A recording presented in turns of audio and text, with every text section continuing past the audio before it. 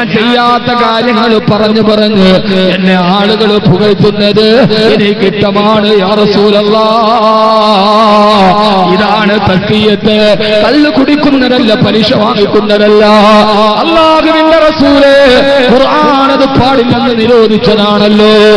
വലാ تحسبن الذين يفرحون بما آتوا ويحبون أن يحمدوا بما لم يفعلوا. ചെയ്യാത്ത കാര്യങ്ങൾ ചെയ്തു എന്ന് പറഞ്ഞിട്ട് ആളുകൾ പുകഴ്ത്തുന്നത് നിങ്ങൾക്ക് ഇഷ്ടമാണോ? അത് ഉപേക്ഷിക്കണേന്ന് അല്ലാഹു എന്നോട് പറഞ്ഞതാണ്. സുബ്ഹാനല്ലാഹ്, സുബ്ഹാനല്ലാഹ്. ഞാൻ പറയുന്നത് മദ്യപാനത്തെ കുറിച്ചല്ല, ലഹരിയെ കുറിച്ചല്ല. അങ്ങനെ ഒരു ദുസ്വഭാവമുണ്ട് നബിയേ.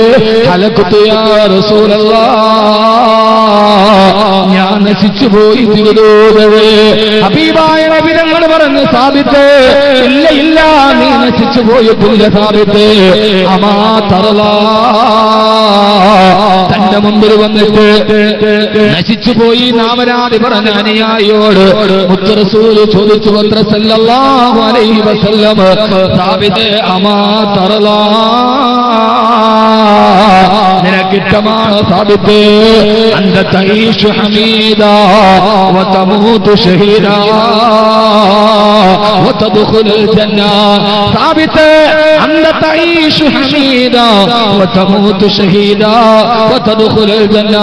നീ ജീവിക്കുമ്പോൾ ലോകത്ത് സ്തുതിക്കപ്പെട്ടവനായി നീ ജീവിക്കും. എല്ലാവരും നിന്നെ മാനോളം പുകഴ്ത്തും സാബിത്തേ. ശരിയാണ്, ശരിയാണ്. റൗളയുടെ മുകളിൽ ആയത്ത് കാണുമ്പോ അനുരാഗപ്രേമികൾ എന്നും പറയും ഇത് സാബിത്ത് ബിൻ ഖൈസിന്റെ പേരിലാണ്. അന്നാണ് സാബിത്ത് ബിൻ ഖൈസ് വായടച്ചിട്ട് പേടിച്ച് തന്റെ വീടിന്റെ റൂമിൽ പോയിരുന്നത്. അന്നാണ് പൊട്ടിക്കരഞ്ഞത്. അന്ത തഈശു ഹമീദാ, ഏറ്റവും സ്തുതിക്കപ്പെട്ടവനായി നീ ജീവിക്കും സാബിത്തേ. വതമൂതു ഷഹീദാ, ലോകത്തെ ഏറ്റവും രക്തസാക്ഷിയായി നീ വഫാത്താകും സാബിത്തേ. വതദ്ഖുലുൽ ജന്ന, അങ്ങനെ അല്ലാഹുവിന്റെ സ്വർഗ്ഗത്തിൽ നീ എത്തും സാബിത്തേ. മഹാനായ സാബിത്ത് ബിൻ ഖൈസ് റളിയല്ലാഹു അൻഹു ഇത് പറഞ്ഞുകൊണ്ടിരിക്കുമ്പോ സാബിത്ത് ബിൻ ഖൈസ് റളിയല്ലാഹു അൻഹുവിന്റെ ശബ്ദം ഇത്തിരി ഉയർന്നതാണ്. അപ്പോഴാണ് ആയത്തിറങ്ങിയത്. നബിയെ പറഞ്ഞു കൊടുക്കുക, യാ അയ്യുഹല്ലദീന ആമനൂ ലാ തർഫഉ അസ്വാതകും ഫൗക സൗത്തിൻ നബി. അല്ലാഹുവിന്റെ റസൂലിന്റെ ശബ്ദത്തെക്കാൾ നിങ്ങളുടെ ശബ്ദം ഉയരാൻ പാടില്ല. ഈ ആയത്തിറങ്ങിയപ്പോ സാബിത്ത് റളിയല്ലാഹു അൻഹു പിന്നെ നിസ്കാരം വീട്ടിലായി, ആരാധനകൾ വീട്ടിലായി. ചുരുക്കി പറയട്ടെ, കേട്ട സംഭവമാണ്. അവസാന സഹാബത്ത് പോയി അന്വേഷിക്കുമ്പോ വാതിൽ മുട്ടവേ തന്റെ മുഖം വാതിൽ പടിയിലൂടെ വെളിയിലോട്ടിരുത്തിയിട്ട് സാബിത്തേ മുത്ത് റസൂൽ നിന്നെ അന്വേഷിക്കുന്നുണ്ട്. ഇല്ല ഇല്ല ഇല്ല ഇല്ല, ഞാൻ ഹബീബായ നബി തങ്ങളുടെ മുമ്പിൽ വരില്ല. എന്റെ സാബിത്തേ, എന്റെ ശബ്ദം മുത്ത് റസൂലിന്റെ ശബ്ദത്തെക്കാൾ ഉയർന്നതാണ്. അറിയാൻ അതവ് കേടുവന്നു പോകുമോ? അനുരാഗത്തിന്റെ തീവ്രതയുടെ സ്പർശന തലങ്ങളിലേക്ക് സാബിത്ത് റളിയല്ലാഹു അൻഹു കടന്നപ്പോ അവസാന മുത്ത് റസൂലിന്റെ ചാരത്ത് വന്നു. യാ റസൂലല്ലാഹ്, ഖുർആനിൽ ആയത്തിറങ്ങിയില്ല നബിയേ, അങ്ങയുടെ ശബ്ദത്തെക്കാൾ മറ്റൊരാളുടെ ശബ്ദം ഉയരാൻ പാടില്ലെന്ന്. അത് എന്നെ കുറിച്ചാണ് പറഞ്ഞത്. ആയത്തിനെ കുറിച്ച് ഇറങ്ങിയ ആയത്താണ്. എന്റെ ശബ്ദമാണ് അങ്ങയേക്കാൾ ഉയർന്ന ശബ്ദം. എന്റെ തൃക്കരിപ്പൂര ചെറുപ്പക്കാരാ, ചിന്തിക്കാറുണ്ടോ മോനെ? ചിന്തിക്കാറുണ്ടോ മോനെ? ഖുർആനിലെ ഓരോ ആയത്ത് കേൾക്കുമ്പോഴും അതെന്നെ കുറിച്ചിറങ്ങിയതാണ്. അതെന്റെ സ്വഭാവമാണ് പറഞ്ഞത്. ആയത്തിന് പറഞ്ഞത് എന്റെ സ്വഭാവമാണ്. അങ്ങനെ ഒരു പുനർചിന്തന നടത്താറുണ്ടോ? ഖുർആൻ തുടക്കം മുതൽ അവസാനം വരെ നമ്മൾ ഓതിയിട്ടില്ലേ? എത്ര എത്ര ആയത്തുകൾ നമ്മൾ ഓതി. വൈലുൽ മുസല്ലീൻ അല്ലദീന ഹും അൻ സലാത്തിഹിം സാഹൂൻ. ാണ് വൈലെന്ന നരകമുള്ളത്. ആർക്കാണ് വൈലെന്ന നരകം? നമസ്കാരത്തെ സമയത്തെയും വിട്ടു പിന്തിക്കുന്നവന്. അല്ലാഹുവേ, ഇതെന്നെ കുറിച്ച് പറഞ്ഞ ആയത്താണല്ലോ. വാങ്ക് വിളിക്കുമ്പോൾ നിസ്കരിക്കുന്ന സ്വഭാവം എനിക്കില്ലല്ലോ. സമയവും വിട്ട് അകാരണമായി ഞാൻ പിന്തിക്കാറുണ്ടല്ലോ. ഖുർആൻ ഓതിയാൽ പോരാ, ഈ ആയത്തിനെ കുറിച്ച് ഇറങ്ങിയ ആയത്താണ്. തൃക്കരിപ്പൂര കച്ചവടക്കാരാ, വൈലുൽ മുത്തഫിഫീൻ الذين إذا اكتالوا على الناس يستوفون. തൂക്കത്തിലും കൃത്രിമം കാണിക്കുന്നവന് വൈരങ്ങ നരകമാണ്. അല്ലാഹുവേ, നീ കച്ചവടക്കാരനാണോ? ഈ ആയത്തോദിക്കുമ്പോൾ നീ ചിന്തിക്കണം, ഇതെന്നെ കുറിച്ചാണോ ഈ ആയത്തിറങ്ങിയത്? എന്നെ കുറിച്ചാണോ ഇത് പറഞ്ഞത്? ഇങ്ങനെ ഖുർആനീക ദർപ്പണത്തിലൂടെ അവനവന്റെ സ്വഭാവത്തിന്റെ വൈകല്യങ്ങളെ കണ്ടെത്തിയിട്ട് ചിന്തിക്കുന്നവനാണ് ഖുർആൻ തസ്കിയത്ത് നൽകുക. തങ്ങളെ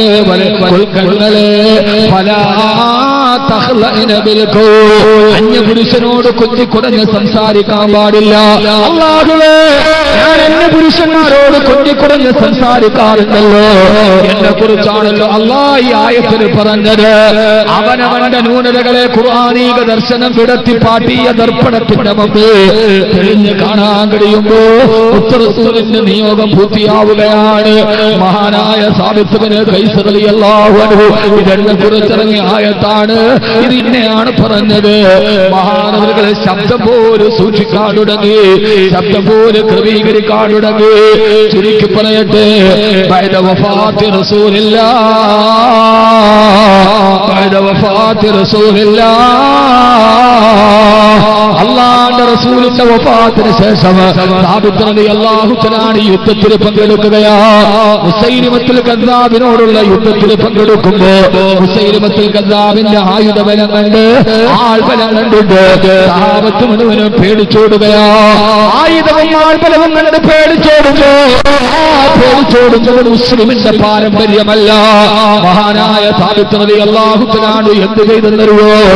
സഹാബാ, നിങ്ങൾ എവിടേക്കാണ് പേടിച്ചോടുന്നത്? അല്ലാഹുവിന്റെ റസൂലിന്റെ കാലത്ത് ഞങ്ങൾ യുദ്ധം ചെയ്തത് ഇങ്ങനെയായിരുന്നില്ല. ഞങ്ങളുടെ പരുന്തുകൾ വന്ന് ഞങ്ങളുടെ മാംസങ്ങൾ കൊത്തിപ്പറിച്ചിട്ടും റസൂലിനെ വിട്ടിട്ട് ഞങ്ങൾ ഓടിയിട്ടില്ല. പിന്നെ നിങ്ങൾ എവിടേക്ക് പേടിച്ചോടുന്നു സഹാബാ? സാബിത്ത് ഇബ്നു ഖൈസ് റളിയല്ലാഹു അൻഹു അടുത്തു നിന്ന രണ്ട് സഹാബത്തിനെ വിളിച്ചുകൊണ്ട് സയ്യിദ് റളിയല്ലാഹു അൻഹുവിന് എന്നിട്ട് പറഞ്ഞു, സയ്യിദേ, ഈ മരുഭൂമിയിൽ യുദ്ധപ്പറമ്പിലൊരു കുഴി കൊടുക്കുക. വാൾത്തലപ്പുകൾ നിരന്തരം അവിശ്രാമം മിന്നിത്തിളങ്ങുന്ന ഈ യുദ്ധപ്പറമ്പിൽ എന്തിനാണ് കുഴി കൊടുക്കുന്നത്? ഇല്ല സയ്യിദേ, ഒരു കുഴി കുടിച്ചുതാ. അറിയോ ചെറുപ്പക്കാരാ, ഇതാണ് ഞാൻ പറഞ്ഞത്, ഇതാണ് ഞാൻ ഓർമ്മിപ്പിച്ചത്. നമ്മുടെ ജീവിതത്തിന്റെ പാരമ്പര്യത്തിന്റെ ഇന്നലകളുടെ കനൽപ്പദങ്ങളിലൂടെ നടന്നുപോയ സഹാബത്തിന്റെ ചരിത്രം പറഞ്ഞത്. ആ യുദ്ധം കൊടുമ്പിരിക്കൊണ്ടിരിക്കെ യുദ്ധപ്പറമ്പിൽ കുഴി കുടിച്ചു. സാബിത്ത് റളിയല്ലാഹു തആല ഉടവാളും പിടിച്ചിട്ട് അതിലേക്ക് ഇറങ്ങി നിന്നു. എന്നിട്ട് സയ്യിദ് റളിയല്ലാഹു അൻഹുവിനോട് പറഞ്ഞു, സയ്യിദേ, എന്റെ കാൽമുട്ട് വരെ മണലിട്ട് മൂട് സയ്യിദേ. മണലിട്ട് മൂടപ്പെട്ടു. എന്തേ സാബിത്ത്? ശത്രുക്കൾ പാഞ്ഞു വരുമ്പോ എന്റെ ശരീരം പിന്തിരിഞ്ഞോണാ പറയുമ്പോ ഓണാകട്ടാടെ കാൽമുട്ടുകളോളം കുഴി കുടിച്ചിട്ട് മണ്ണ് നിറച്ചു വെച്ച് അതിന്റെ ഉള്ളിൽ ഇരുന്നിട്ട് യുദ്ധം ചെയ്ത് ശഹീദായി മഹാനായ സാബിത്ത് ഇബ്നു ഖൈസ് റളിയല്ലാഹു അൻഹു. മഹാനായ സാബിത്ത് ഇബ്നു ഖൈസ് റളിയല്ലാഹു അൻഹു അഭിനവകാല സമൂഹത്തിനോട് മുത്തറസൂലിന്റെ നിയോഗം വരുമ്പോ എതിരാളികൾ ആയുധം കാണിച്ച് ആൾബലം കാണിച്ചിട്ട് നമ്മളെ പേടിപ്പിക്കുമ്പോ, ഏക സിവിൽ കോഡ് നടപ്പാക്കുമെന്ന് പറഞ്ഞ് പേടിപ്പിക്കുമ്പോ സമസ്തയുടെ മക്കളെ വിളിച്ചു പറയണ, പേടിപ്പിക്കണ്ട, വാറോല കണ്ടിട്ട് ഭയപ്പെടുത്തണ്ട, ഒളിഞ്ഞോടുമെന്ന് പിന്തിരിഞ്ഞോടുമെന്ന് കരുതിയിട്ട് മരുഭൂമിയിൽ കുഴി കുടിച്ചിട്ട് മണലിട്ടിട്ട് യുദ്ധം ചെയ്ത ഒരു സമുദായത്തിന്റെ പിന്തുണക്കാരാണ് നമ്മൾ. ഇതെന്തിനു വേണ്ടിയാണ്? ഇത് ലോകത്തെ ശാന്തി വിധിക്കാനല്ല, ഇത് സൗഹാർദ്ദം തകർക്കാനല്ല. ഇത്തിബാഉൽ സുന്നത്തിൻ നബിയിൽ മുസ്തഫ സല്ലല്ലാഹു അലൈഹി വസല്ലമ തുടങ്ങട്ടെ നാട് ഭീരുക്കളാവാതെ ധൈര്യവാന്മാരായി നിൽക്കാൻ ലോകത്തോട് പറഞ്ഞ പ്രതിസന്ധികളും പ്രയാസങ്ങളും വരുമ്പോ അല്ലാഹുവിന്റെ ദീനിന്റെ സംരക്ഷകരായി നിൽക്കാൻ, എന്നെ തോൽപ്പിക്കാൻ ഒരാൾക്ക് കഴിയില്ല. നമുക്ക് ആൾബലമല്ല വേണ്ടത്, ആദർശത്തിന്റെ ബലമാണ് വേണ്ടത്. സുന്നത്തിന്റെ പിൻബലമാണ് വേണ്ടത്. അതുകൊണ്ടല്ലേ ഫലസ്തീനുകളെ തകർക്കാൻ പറ്റാത്തത്. നിങ്ങൾ ഫലസ്തീൻ കണ്ടിട്ടുണ്ടോ? ഇസ്രായേലിന്റെ മധ്യഭാഗത്തുകൂടി ഫലസ്തീൻ ഒരു മതിൽ പണിതിട്ടുണ്ട്. ആ മതിൽ ധാരാളം ആളുകൾ അറബി ലിപിയിൽ അവരുടെ ചരിത്രം എഴുതി വെച്ചിട്ടുണ്ട്. അവരുടെ വീടുകൾ തകർത്ത് തരിപ്പണമാക്കി അതിന്റെ മുകളിലൂടെ മതിൽ കെട്ടുമ്പോ കഴിഞ്ഞ എന്റെ യാത്രയിൽ ഞാൻ താമസിക്കുന്ന ഹോട്ടലിന്റെ ജനാല തുറന്നിട്ട് വെളിയിലോട്ട് നോക്കുമ്പോ ഇസ്രയേലിനെയും പലസ്തീനെയും വെട്ടിമുറുക്കപ്പെട്ട ദീർഘമായ മതിൽ, ഓരോ മീറ്ററിന്റെ ഉള്ളിലും അവിടെ പണ്ട് താമസിച്ച ആളുകൾ അവരുടെ അനുഭവം എഴുതി വെച്ചിട്ടുണ്ട്. അവരെഴുതി വെച്ചത് എന്തെന്നറിയോ? ഞാൻ എല്ലാം വായിച്ചു നോക്കുമ്പോ ഒരു പെൺകുട്ടി എഴുതി വെക്കുകയാ, രാത്രിയിൽ എന്റെ ഉപ്പാന്റെ ഉമ്മാടെ ചാരത്തിരുന്ന് എന്റെ മക്കൾക്ക് ഞാൻ ഭക്ഷണം വാരി കൊടുത്തപ്പോ ഇസ്രയേലിന്റെ ബുൾഡോസറുകൾ പാഞ്ഞു വന്നു. അരുതേന്ന് നിലവിളിക്കുന്നതിന് മുമ്പ് വികലാംഗനായ എന്റെ പിതാവിന്റെ ശരീരത്തിലൂടെ ബുൾഡോസർ കയറിയിറങ്ങി.